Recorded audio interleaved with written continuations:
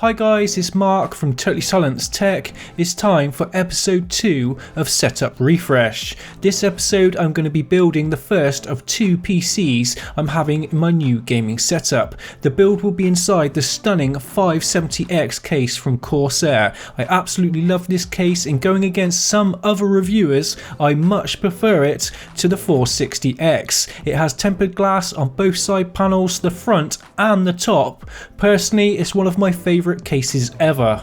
There's been a fair few people having issues with cable management inside the case, mainly due to the lack of cutouts at the bottom where you would route the rear I/O cables. So let's see if I can tackle that issue. Also, the PSU shroud comes with no cover at the front, exposing all of the cables coming off the PSU. In today's video I'll show you how you can tackle both issues and make your own front cover for the PSU shroud, making the build look ultimately a lot cleaner. First up though, let's run through all of the parts I've chosen for this build. First up, the GPU. Corsair sent me out the awesome Hydro GFX GTX 1080. The review will be coming up for that in my next video. Personally, I think the Hydro is still worth reviewing due to the fact it's going to have a nice price cut now the 1080 Ti is getting released any day now. When the Hydro goes back to Corsair, I will more than likely add a 1080 Ti into this build. The Hydro GFX has an inbuilt all-in-one liquid cooler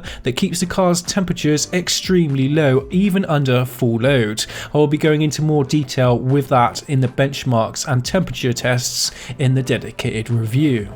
Next up, the CPU inside this build is the 7700K, which has been overclocked to 5 GHz, running at 1.35 volts. The CPU is being cooled by the H100i version 2 from Corsair with a 240mm rad mounted at the front. I was never a fan before of having the rad mounted at the front of the case, but now I love the look. Cases are becoming more compact now, and having the rad mounted at the top just makes the build look a little bit too squashed, as the rad obscures the view of the top of the motherboard. Not a good look, especially if you have the fans about 2mm away from your RAM. Speaking of RAM, for this build I went with 32GB of Dominator Platinum Chrome Special Edition DDR4 from Corsair, which is running in this build at speeds of 3200 MHz. I absolutely love the chrome look. It looks so high end and premium, especially when the RGB lights reflect off them. I've tried a lot of different RAM in the past and none compares to the Dominator series.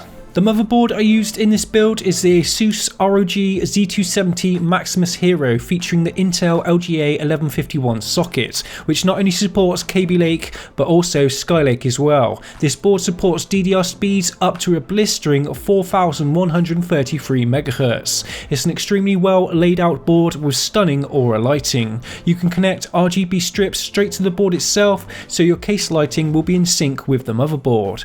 Plus, much like the Dominator Platinum series I mentioned earlier, the Asus ROG boards have always proven, to me at least, to be extremely reliable, especially when you're overclocking. The power supply I chose for this build is the fully modular Corsair RM750i. The 750W PSU is plenty for any two-way SLI setup, with more than enough room for plenty of overclocking.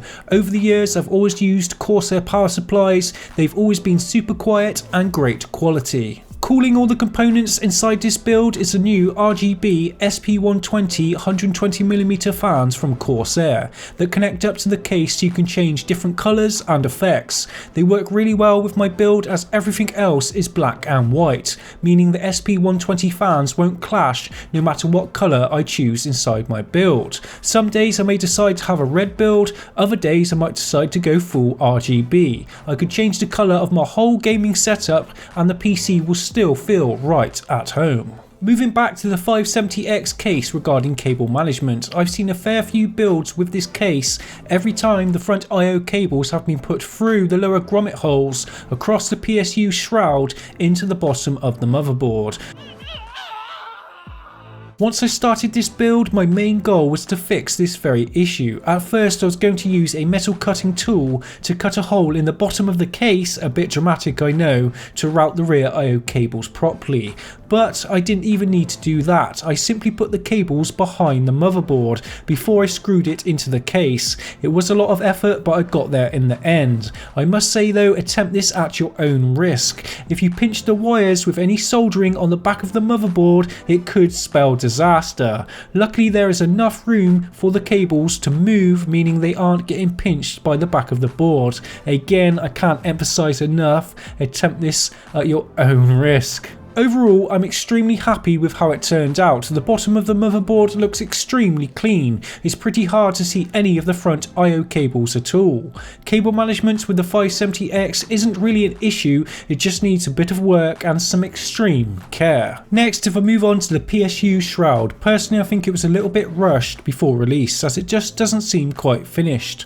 The main issue with it was the front, as it isn't quite covered up.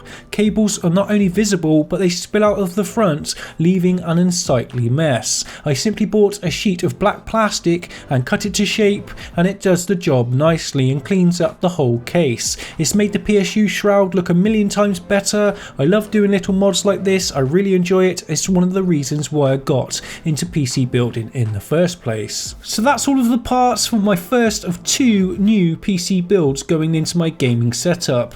Next up will be the other build inside the Fantex Evolve glass case. You're not going to want to miss that.